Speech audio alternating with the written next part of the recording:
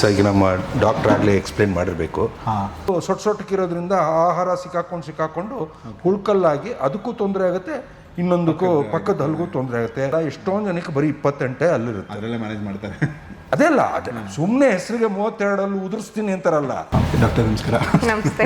ಅದು ಸ್ವಲ್ಪ ಹಲ್ಲು ಮುರಿದಿದೆ. ಈ ಮುಂದ್ಗಡೆ 2 ಹಲ್ಲಲ್ಲಿ ಏನಾದರೂ ಪ್ರಾಬ್ಲಮ್ ಆದರೆ ಮೋಲಾರ್ಸ್ ಅದೇನು ಅಂತೀವಿ, we can do a root canal treatment, ಹಲ್ಲು ಸೇವ್ ಮಾಡ್ಬೋದು. ಸೊ ಮೇಲೆ ಕೆಳಗಡೆ ಹಲ್ಲು ಎರಡೂ ಒಂದೇ ದಿನ ತೆಗಿತೀವಿ. ಎರಡು ತೆಗಿಬೇಕಾಗುತ್ತೆ ಬಿಕಾಸ್ ಮೇಲ್ಗಡೆ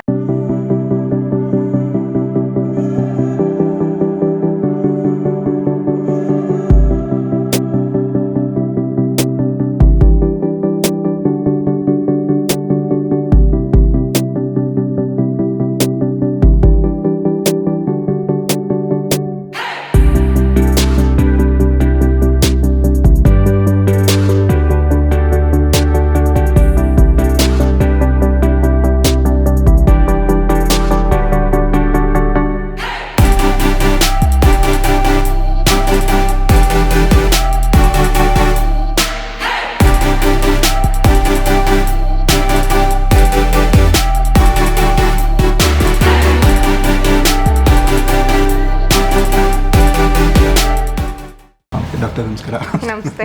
ಏನು ತೊಂದರೆ? ಸೊ ವಿಸ್ಡಮ್ ಟೂತ್ ಪ್ರಾಬ್ಲಮ್ ಇದೆ. ಫುಡ್ ಬ್ಲಾಗ್ಸ್ ಮಾಡ್ತಾ ಇರ್ತೀವಿ. ಸೊ ಬೇಸಿಕ್ಲಿ ಅದರಿಂದ ಸ್ವಲ್ಪ ಒಂಚೂರು ಟೀತ್ ಎಲ್ಲ ಇದು ಮಾಡಬೇಕು. Just wanted to get it check. So ಇದು ಲಾಸ್ಟ್ ಹಲ್ ವಿಸ್ಡಮ್ ಟೂತ್ ಅಂತ ಏನು ಹೇಳ್ತೀವಿ, ಅದರಲ್ಲಿ ನಿಮಗೆ ಹುಳ್ಕಾಗಿರೋದು, ಅದು ಸ್ವಲ್ಪ ಹಲ್ಲು ಮುರಿದಿದೆ. Okay. So apart from that ಏನಂದರೆ ಹಲ್ಲು ಕ್ಲೀನಿಂಗ್ ಆಗಬೇಕು, ತುಂಬ ಡೆಪಾಸಿಟ್ಸ್ ಇದೆ. ರೌಂಡ್ ಜನರಲ್ ಚೆಕಪ್ ಮಾಡಿಬಿಡ್ತೀನಿ. ಮೇಲ್ಗಡೆ ಹಲ್ಲಲ್ಲೂ ವಿಸ್ಡಮ್ ಟೂತ್ ಅಂತ ಏನು ಹೇಳ್ತೀವಿ ಅದರಲ್ಲೂ ಹುಳ್ಕಿದೆ. ಓಕೆ. ಅಗೇನ್ ಈ ಕಡೆ ಲೆಫ್ಟ್ ಸೈಡೂ ಅಷ್ಟೇ ವಿಸ್ಡಮ್ ಟೂತಲ್ಲಿ ಹುಳ್ಕಿದೆ. ಲೋವರ್ ಸೀಮ್ಸ್ ಟು ಕೆಳಗಡೆ ಹಲ್ಲು ಪರವಾಗಿಲ್ಲ. ಓಕೆ. ಸೊ ಐಡಿಯಲಿ ಈ ಮುಂದ್ಗಡೆ 2 ಹಲ್ಲಲ್ಲಿ ಏನಾದರೂ ಪ್ರಾಬ್ಲಮ್ ಆದರೆ ಮೋಲಾರ್ಸ್ ಅದೇನು ಅಂತೀವಿ, we can do a root canal treatment, ಹಲ್ಲು ಸೇವ್ ಮಾಡ್ಬೋದು. ಬಟ್ ವಿಸ್ಡಮ್ ಟೂತ್ ಆಗಿರೋದ್ರಿಂದ ನಮಗೆ ಆಕ್ಸೆಸ್ ಪ್ರಾಬ್ಲಮ್ ಇರುತ್ತೆ. ಸೊ ಅದಕ್ಕೆ we will have to remove the tooth. ಅದೆಲ್ಲ ಅದು ನಾನ್ ವೆಜ್ ಲವರ್ ಬೇರೆ ಅಂಡ್ ಫುಡ್ ಬ್ಲಾಗ್ ಸ್ಟಾರ್ಟ್ ಮಾಡಿ. Okay, no problem. ಬಟ್ ಅದೆಲ್ಲ ತಿನ್ನೋಕ್ಕಾಗಲ್ಲ. 1-2 days, 2 to 3 days. ಸ್ವಲ್ಪ ಬಿಸಿ ಖಾರ ಗಟ್ಟಿ ಫುಡ್ ಅವಾಯ್ಡ್ ಮಾಡೋದಕ್ಕೆ ಹೇಳ್ತೀವಿ. ಓಕೆ. ಸೊ ಪ್ರೊಸೀಜರ್ ಎಷ್ಟು ಟೈಮ್ ತಗೋಬಹುದು? ಪ್ರೊಸೀಜರು ನಿಮಗೆ ಒಂದು 30 to 45 minutes ಆಗುತ್ತೆ. ಓಕೆ. ಹಾಂ, ಅದು ಲೋಕಲ್ ಅನೆಸ್ಥೇಷಿಯಾ ಕೊಟ್ಬಿಟ್ಟು will be proceeding with it. Okay. So ಮೇಲೆ ಕೆಳಗಡೆ ಹಲ್ಲು ಎರಡೂ ಒಂದೇ ದಿನ ತೆಗಿತೀವಿ. ಎರಡು ತೆಗಿಬೇಕಾಗುತ್ತೆ ಬಿಕಾಸ್ ಮೇಲ್ಗಡೆ ಹಲ್ಲಲ್ಲೂ ನಿಮ್ಗೆ ಹುಳ್ಕಾಗಿದೆ. ಸೊ ಅದು ನಮಗೆ ಫಿಲ್ಲಿಂಗ್ ಮಾಡೋದಕ್ಕೆ ಅದು ಹೋಗ್ತಾ ಏನಾಗುತ್ತೆ, ಅಗೇನ್ ಅದೂ ಜಾಸ್ತಿ ಸ್ಪ್ರೆಡ್ ಆದರೆ ನಿಮಗೆ ಪೇನ್ ಬರ್ಬೋದು ಆ್ಯಂಡ್ ಅಗೇನ್ ಬ್ರೇಕ್ ಆಗ್ಬೋದು. ಹಲ್ಲು ಮುರಿದಷ್ಟು ಅದನ್ನು ತೆಗಿಯೋದಕ್ಕೆ ಕಷ್ಟ ಆಗುತ್ತೆ. ಓಕೆ. ಆ್ಯಂಡ್ ತೆಗೆದ್ರೆ ಅದು ಲೈಕ್ ನಾನ್ ವೆಜ್ ತಿನ್ನೋದಕ್ಕೆ ಮತ್ತೆ ಪ್ರಾಬ್ಲಮ್ ಆಗಲ್ವಾ? ಏನು ಪ್ರಾಬ್ಲಮ್ ಆಗಲ್ಲ, ಅದೇನು ತೊಂದರೆ ಇಲ್ಲ. ಬಿಕಾಸ್ ನಿಮ್ಗೆ ಇನ್ನೂ 2 ದವಡೆ ಹಲ್ಲಿರುತ್ತೆ. ವಿಸ್ಡಮ್ ಟೂತ್ ಎಲ್ಲರಿಗೂ ಬರೋದಿಲ್ಲ. ಇಟ್ಸ್ ಅಂದರೆ ಏನಂದರೆ ಅದು 18 years ಆದಮೇಲೆ ಬರೋದು. ಮೋಸ್ಟ್ ಆಫ್ ದೆಮ್ ಒಬ್ಬೊಬ್ರಿಗೆ ಬರುತ್ತೆ, ಕರೆಕ್ಟಾಗಿ ಬರುತ್ತೆ. ಒಬ್ಬೊಬ್ರಿಗೆ ಅದು ಒಳಗಡೆ ಮೂಳೆಯಲ್ಲೇ ಇಂಪ್ಯಾಕ್ಟೆಡ್ ಟೂತ್ ಅಂತ ಹೇಳ್ತೀವಿ. ಸೊ ಆ ಥರ ಆದರೆ ಮೋಸ್ಟ್ ಆಫ್ ದೆಮ್ಗೆ 28 ಹಲ್ಲೇ ಇರುತ್ತೆ. Wisdom tooth very rare. So ಅದು ಬಂದ್ರೂ ವೆರಿ ಸ್ಮಾಲ್ ಪರ್ಸೆಂಟೇಜಿಗೆ ಮಾತ್ರ ನೀಟಾಗಿ ಬರುತ್ತೆ. ಮೋಸ್ಟ್ ಆಫ್ ದೆಮ್ಗೆ ಅದು ಕಾಟನೇ ಕೊಡುತ್ತೆ. Relax, leave it loose. Okay. ಹಾಂ, ಅಷ್ಟೇ. ಮೇಲಿಂದ ಇನ್ನೊಂದು ಬೇಕು, ಇನ್ನೊಂದು. ಓಕೆ. ಸೊ ಇದು ಟೂತ್ ಪೊಸಿಷನಿಂಗ್ ನೋಡ್ಕೊಳ್ಳೋದಕ್ಕೆ. ಹಾಂ, ರೂಟ್ ಹಲ್ಲಿಗೆ ರೂಟ್ಸ್ ಅದೆಲ್ಲ ಇರುತ್ತಲ್ಲ. ಸೊ ಬೋನಲ್ಲಿ ಯಾವ ಥರ ಪ್ಲೇಸ್ ಆಗಿರುತ್ತೆ, ಟೂತ್ ಪೊಸಿಷನಿಂಗು, ಟೂತ್ ಇನ್ಕ್ಲಿನೇಷನ್ನು, ಹೌ ಮೆನಿ ರೂಟ್ಸ್ ಅದೇ. So all that will get a picture with the x ray.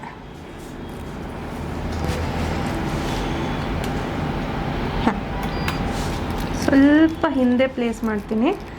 Okay. ಸ್ವಲ್ಪ ಗ್ಯಾಗ್ ಆಗ್ಬೋದು. ಹಾಂ, ಎಕ್ಸ್ರೇ ತೆಕ್ಕೊಂಡಿದ್ದೀವಿ. ಸೀನಿಯರ್ ಸರ್ಜನ್ ಇದ್ದಾರೆ, ಅವ್ರು ನಿಮಗೆ ಪ್ರೊಸೀಜರ್ ಹೇಗೆ ಹೋಗುತ್ತೆ, ಏನಕ್ಕೆ 2 ಹಲ್ಲು ತೆಗಿಬೇಕು ಅಂತ ಎಕ್ಸ್ಪ್ಲೇನ್ ಮಾಡ್ತಾರೆ ಇನ್ ಡೀಟೇಲ್. ಓಕೆ. ನಮಸ್ಕಾರ ನಮಸ್ಕಾರ. ಏನು ನಿಮ್ಮ ಹೆಸರು? ಕಿರಣ್ ಅಂತ. Very nice. ನಮ್ಮ ಡಾಕ್ಟರ್ ಆಗಲೇ ಎಕ್ಸ್ಪ್ಲೇನ್ ಮಾಡಿರಬೇಕು. ನಿಮ್ಗೆ ಏನೇನೇ ಡೌಟ್ ಇದ್ರು ಕೇಳಿ. ಅದೇ ಅವರು ಎರಡೂ ತೆಗಿಬೇಕಂದ್ರು, ಸೊ ಅದು ಏನು ರೀಸನ್ ಅಥವಾ ಒಂದು ತೆಗೆದ್ರೆ ಆಗುತ್ತಾ ಅದೊಂಚೂರು ನೀವು ಎಕ್ಸ್ಪ್ಲೈನ್ ಮಾಡಿದ್ರೆ. ಎಕ್ಸ್ರೇ ನೋಡಿದ್ದೀನಿ, ಅದು ಯಾಕೆ ಎರಡು ಕೀಳಬೇಕು ಅಂತ ಹೇಳ್ತೀವಿ. ಫಸ್ಟ್ ಇನ್ನೊಂದ್ಸತಿ ಕ್ಲಿನಿಕಲ್ಲಿ ನಾನು ನೋಡ್ಬಿಡ್ತೀನಿ.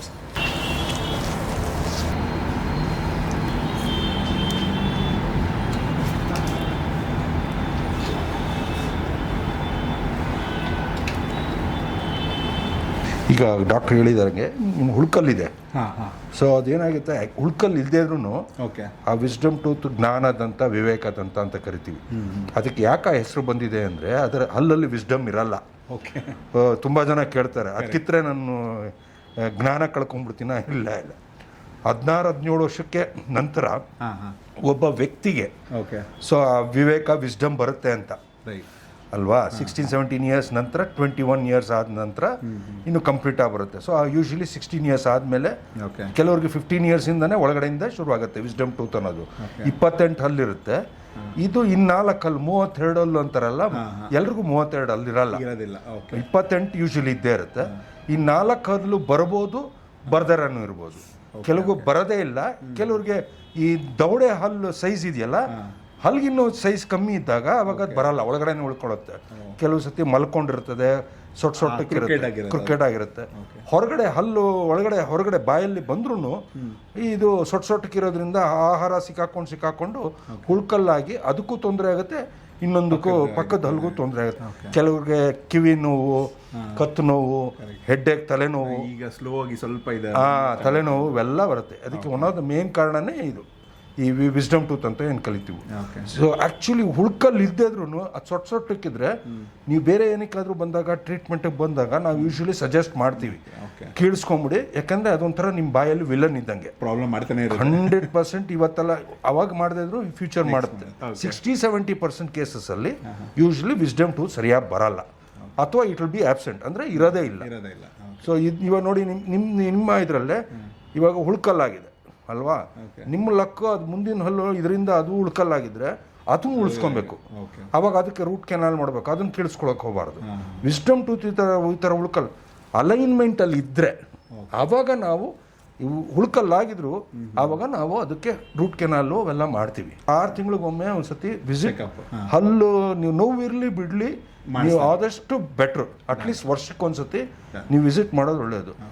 ಹಲ್ಲು ಸಂದಿಲಿ ಏನಾನ ಆಹಾರ ತುಂಬ ವರ್ಷದಿಂದ ಸಿಕ್ಕಾಕೊಂತಿತ್ತಲ್ವ ಆಹಾರ, ಅದು ಈಗ ಬ್ರೇಕ್ ಆಗಿದೆ, ಒಂದು 1-2 ಮಂತ್ಸ್ ಆಯ್ತು. ಬಟ್ ಮೊದಲೆಲ್ಲ ಸಿಕ್ಕಾಕೊಂತಿತ್ತಲ್ವೇ ಆಹಾರ, ಫುಡ್ ಸಿಕ್ಕಾಕೊಳ್ಳೋದು, ಟೂತ್ ಪಿಕ್ ಅಲ್ಲೇ ಅಥವಾ ಇನ್ನೇನೋ ಹಾಕಿ ಯೂಸ್ ಮಾಡಲ್ಲ, ಸ್ವಲ್ಪ ಮಾಡ್ತಾ ಇದ್ದೆ. ಈಗ ಫುಡ್ ಅದೇ ಜಾಸ್ತಿ ಮಾಡ್ತಾ ಹೌದು. ಸೊ ಅದರಿಂದಾನೇ ಯಾವಾಗಲೂ ನಾವು ಕಟ್ಕೊಂಡು ಹಲ್ಲಿನ ಸಂದಿಲಿ ಮಧ್ಯದಲ್ಲಿ ಸಿಕ್ಕಾಕೊಂಡ್ರೆ ಇಮಿಡಿಯೇಟ್ ಡೆಂಟಿಸ್ಟ್ ಹತ್ರ ಹೋಗ್ಲಿ.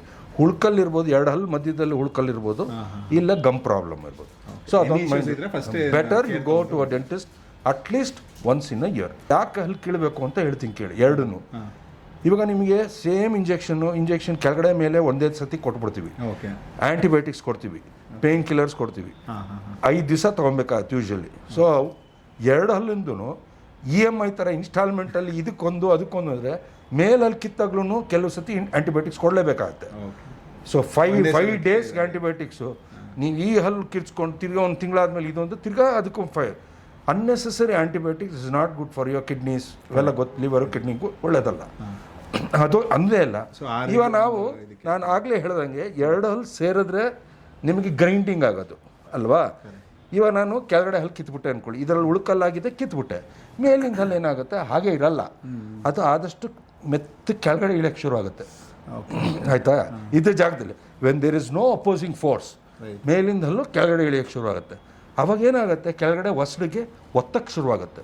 ಆ ಥರ ಒತ್ತಿದಾಗ ಅಲ್ಸರ್ಸ್ ಆಗುತ್ತೆ, ಟ್ರೊಮ್ಯಾಟಿಕ್ ಅಲ್ಸರ್ಸ್ ಅಂತ ಕರೀತೀವಿ. ತುಂಬ problem. In some conditions it will lead to cancer also.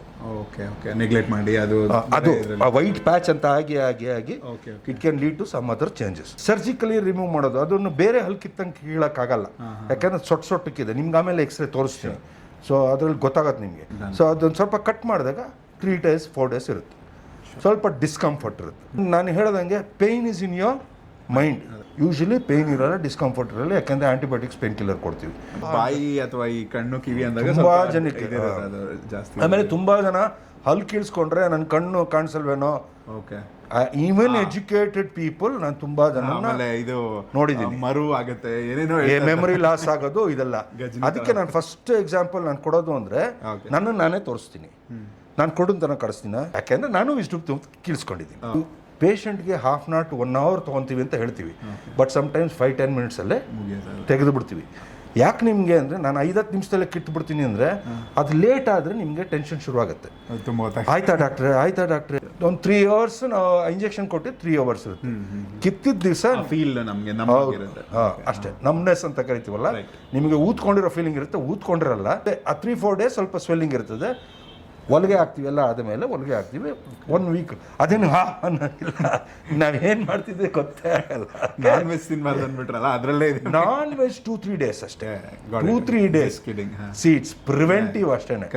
ಯಾಕೆಂದ್ರೆ ನಾವು ನಾನ್ ವೆಜ್ ತಿನ್ಬೇಕಾದ್ರೆ ಅಥವಾ ಹಾರ್ಡ್ ಫುಡ್ ತಿನ್ಬೇಕಾದ್ರೆ ಹೊಲಿಗೆ ಹಾಕಿರ್ತೀವಲ್ಲ, ಬೈ ಚಾನ್ಸ್ ಸೂಚರ್ಸ್ ಬಿಚ್ಕೊಂಡ್ಬಿಟ್ರೆ ಆವಾಗ ನೀವು ತಿಂದಿದ್ದೆಲ್ಲ ಒಳಗಡೆ ಹೋಗುತ್ತೆ.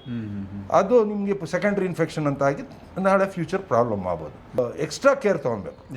ಗಟ್ಟಿ ತಿನ್ನಬಾರ್ದು, ಬಿಸಿ ತಿನ್ನಬಾರ್ದು, ಬಾಯಿ ಮುಕ್ಕಳಿಸ್ಬಾರ್ದು. ಯಾವತ್ತು ಅಲ್ಲಿ ಕೇಳ್ತೀವೋ ಆವತ್ತಿನ ದಿನ. ನೆಕ್ಸ್ಟ್ ಡೇನು ಅಷ್ಟೇ, ಈ ಕಾಫಿ ಗಿಫಿ ನೆಕ್ಸ್ಟ್ ಡೇ ಕುಡಿಬೋದು. ನೋ ಡೌಟ್ಸ್ ಅಲ್ವಾ? Very good.